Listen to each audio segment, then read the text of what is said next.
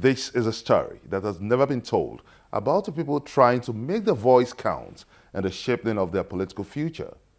How the voting in the Rivers State elections rerun ended in cycle of violence and power play leaves bookmakers a rather puzzling note about the mystery of fate of Nigeria's democracy. What happens to the Justice Way's report on electoral reforms? Does the Independent National Electoral Commission have enough mandate to make a difference in a desperate polity that cries out for intervention? It's question time. Welcome to the program. I'm Benga Ashiru. You may also join in this conversation by sending us your comments on our various social media platforms showing on your screen. With about 50 elections already conducted and many others underway, the Independent National Electoral Commission clearly has its work cut out and the task of setting the framework for democratic institutions to thrive. Channels TV was at the INEC headquarters in Abuja, where we met with the national chairman of INEC, Professor Mahmood Yakubu. Join us in this exclusive interview as we hear from the horse's mouth on who did or who just didn't do what and why. Professor Mahmood Yakubu, thank you very much for joining us on this episode of Question Time. Thank you very much, Benga. My pleasure. Starting from the records, organizing about 50 elections in 4 months, it's obvious you clearly have your work cut out for you. Connecting with your personal experience, how would you say this has turned out so far? Well, thank you very much, Benga. I think on the whole it turned out very well. It has been such an enriching experience. Nigerians probably don't know that we have organized more elections in 4 months than any commission in the history of our elections within a comparable period and shortly after we were sworn in, starting with end of tenure elections in Kogi, another end of tenure elections in Bayelsa, then several rerun elections and some by-elections occasioned by death of incumbent members of state and national assemblies. The majority of the elections we organized are constituency elections, but we also organized the big-time elections beginning with Kogi. Kogi was one of our best elections and universally acknowledged in Nigeria and abroad, at least from the comments of observers, that it was also one of the best elections organized in the state. There was no incidents. 92% of the polling units opened at 8. The delivery of logistics, both forward and reverse logistics, was fantastic. But for the act of God, we would have actually concluded the elections without incidents.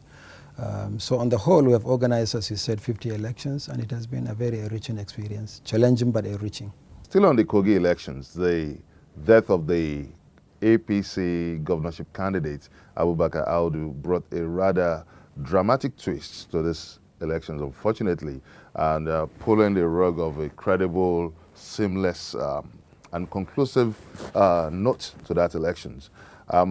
It also raised a strong constitutional crisis. What's your reaction to this? Well, Kogi, what happened in Kogi was an act of God. It wasn't the making of the commission that the leading candidate unfortunately died before the election was concluded. But even more challenging for the commission is that it was a situation not envisaged under the Constitution, not envisaged in the Electoral Act, and also not provided for in our guidelines. So both from the legal and the policy angle, Kogi presented a very big challenge, but we went round it. What we did was to look at the closest provision of the Electoral Act to address the Kogi problem. For instance, the Electoral Act says that INEC has powers to countermand an election where a candidate dies, but a candidate dying before the election, not a candidate dying in the course of the election after partial results have been announced. So we used that to conclude the election because it's the most proximate section of the Electoral Act that we can fall back on. If somebody says or anybody says that we violated any law, our attention should be drawn to the law that we violated. We broke no law precisely because in the case of Kogi, no law existed. It was a very challenging decision for the commission. Coming to the Rivers State elections that was just conducted, from what we saw, one can conveniently say that was a tough one for you. Rivers was very tough for the Commission Benga. Before the election, we took every step to ensure that we had free, fair, credible elections in Rivers State. First, we changed the resident electoral commissioner, moved the commissioner for Rivers to Cross River, and moved the commissioner from Delta to Rivers State for the election. Close to the elections, we changed all our 23 electoral officers in Rivers State. We brought in 15 electoral officers from 15 different states of the Federation to cover 15 out of the 23 local governments, and then went ahead to source for 8 electoral officers from the headquarters to cover the other local government areas. It was a statewide election covering the 3 senatorial districts, 12 out of 13 federal constituencies, and 22 out of 34 state constituencies. We recruited over 24,000 ad hoc staff for the elections, covering the 4,442 polling units and an additional 1,319 or so voting points. So it was a huge logistical challenge, but we arranged properly and organized for the election.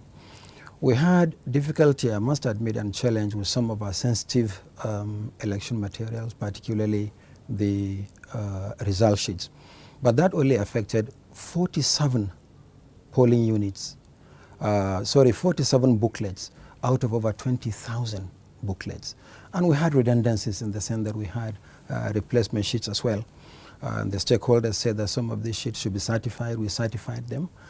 But the election at the end of the day turned out not to be what we envisaged, purely on accounts of the insecurity that happened in Rivers.